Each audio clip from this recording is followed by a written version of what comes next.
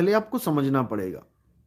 घर घर में, हर घर में जिस दिन गीता आ जाएगी उस दिन हमारा काम बहुत आसान हो जाएगा लोगों को समझाना।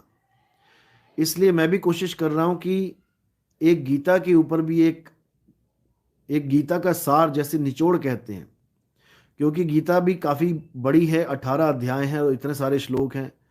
बंदा आलस करने लग जाता है कि नहीं पढ़ी जाती जी, नहीं इतना टाइम नहीं होता।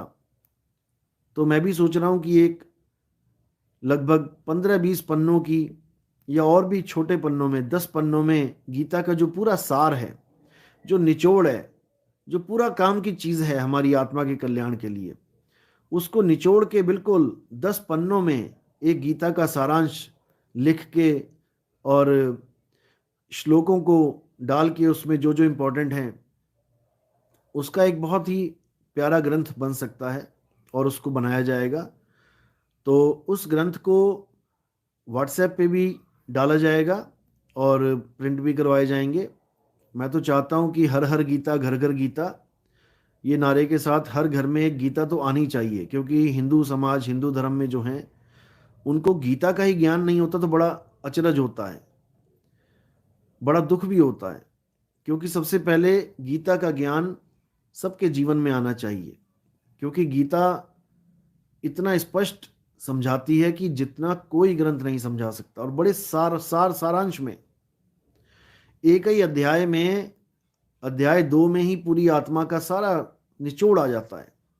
लेकिन समझाने वाले समझा नहीं पा रहे हैं, या समझा भी रहे हैं तो फिर शरीरों की पूजा करवा दे रहे हैं। इसमें ज्ञान अधूरा रह जाता है। दिक्कत ये है, गीता का ज्ञान जो है वो 2 प्रकार का ज्ञान है। 2 प्रकार का, यानी कि एक सत ज्ञान और एक असत ज्ञान। उसमें यही 2 का जिक्र है। सत्य और असत्य के अलावा तीसरी कोई चीज ही नहीं है। तो असत्य में जितना भी शरीर, जितना भी शरीर की क्रियाएं, जितना भी शरीरों के भाव, जितने भी शरीरों के तत्ववादी जो कुछ भी है, वो सब असत्य ज्ञान में आ रहा है। और सत्य ज्ञान में केवल आत्मा आ रही है, केवल आत्मा। तो आत्मा और शरीर, ये 2 ही चीजें हैं गीता में। इसी को समझ लो। अध्याय 2 में इसी का खुलासा किया गया है कि हे अर्जुन, 2 प्रकार के तत्व हैं, एक असत तत्व है और एक सत तत्व है। असत और सत तत्व, इन दोनों में ही हमने निर्णय करना है कि हमें क्या चाहिए। हमें असत चाहिए या हमें सत्य चाहिए। असत का मतलब है शरीर। शरीर का मतलब है, फिर ये नहीं देखा जाएगा कि किसका शरीर। शरीर का मतलब शरीर, हर प्रकार का शरीर, सबका शरीर। तो अगर शरीरों से प्रेम करना है, शरीरों की पूजा करनी है, शरीरों को भगवान मानना है, फिर आप सत्य तक नहीं पहुंच सकते। फिर गीता का जो सत्य ज्ञान है, आत्मज्ञान, वो आपके समझ में नहीं आएगा। और अगर आप गीता के अनुसार केवल सत्य को मानोगे, क्योंकि सत्य तो एक है, 2 तो हो नहीं सकते, तब ये गीता का ज्ञान आपको बिल्कुल परफेक्टली समझ में आएगा। और कृष्ण जी का इस दुनिया में आने का और गीता सुनाने का जो कार्य है वो भी सफल माना जाएगा, क्योंकि जब उन्होंने समझाया कि सत्य क्या है और आपके समझ में आ गया, तो इसका मतलब कार्य पूर्ण हुआ। अब उन्होंने समझाया कि आत्मा सत्य है, आत्मा को चिंतन करो, आत्मा को जानो, गुरु के पास जाओ, गुरु से आत्मा का ज्ञान लो। उन्होंने समझाया, लेकिन आपके समझ में नहीं आया। आप शरीरों की ही पूजा करते रहे, देवी देवताओं की पूजा करते रहे। ज्यादा से ज्यादा आपने कृष्ण जी के ही शरीर को भगवान मान के पूजना शुरू कर दिया। आप तब भी ना समझ पाए गीता का ज्ञान।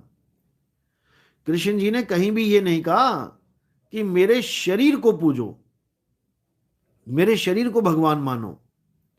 उन्होंने तो विराट रूप दिखाने के बाद स्पष्ट बोल दिया कि ये मेरा काल रूप है, ये दयाल रूप नहीं है, परमात्मा स्वरूप नहीं है, ये काल रूप है। और सारी दुनिया के जीवों का, सारी दुनिया के लोगों का मैं नाश करने के लिए आया हूं। बिल्कुल स्पष्ट है, 11वां अध्याय 32वां श्लोक। इसके भाव को पकड़ना है आपने। वो इस रूप की कोई पूजा नहीं करवाना चाहते थे, इसीलिए काल का रूप बोला गया वहां पे। और जहां पर उन्होंने आत्मा की बात करी है उसको आप समझ नहीं पा रहे हो। जहां पर उन्होंने बोला है कि सब धर्मों को त्याग के एक मेरी शरण में आ जा, तो इसका मतलब ये नहीं है कि उनके शरीर की शरण में आ जा। पहले तो उनको शरीर मानना बंद कर दो।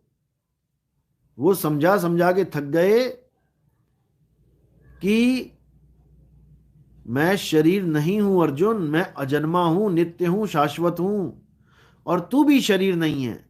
ये भीष्म पितामह भी शरीर नहीं है, द्रोणाचार्य भी शरीर नहीं है। सबको शरीरों से अलग करके दिखाया उन्होंने, लेकिन हमने उन्हीं को शरीर बना के रख दिया कि कृष्ण जी शरीर हैं। बिल्कुल नहीं है। जब तक आपको ये बात समझ में नहीं आई कि कृष्ण जी, राम जी, हनुमान जी, कोई भी है, वो शरीर नहीं, वो आत्मा है, वो अजन्मा नित्य है, तब तक आपको ये ज्ञान समझ में आने वाला नहीं है।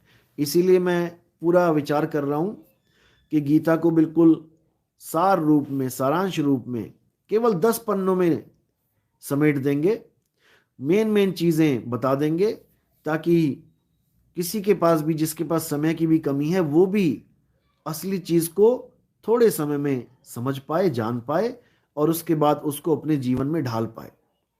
क्योंकि जीवन में ढालेंगे तभी आगे बढ़ेंगे, केवल सुनने से कुछ नहीं होता। इसलिए सबसे इंपॉर्टेंट है सत्य और असत्य, इन दोनों का निबेड़ा कर लो। बस जब तक इनका निबेड़ा नहीं किया तब तक आगे बढ़ना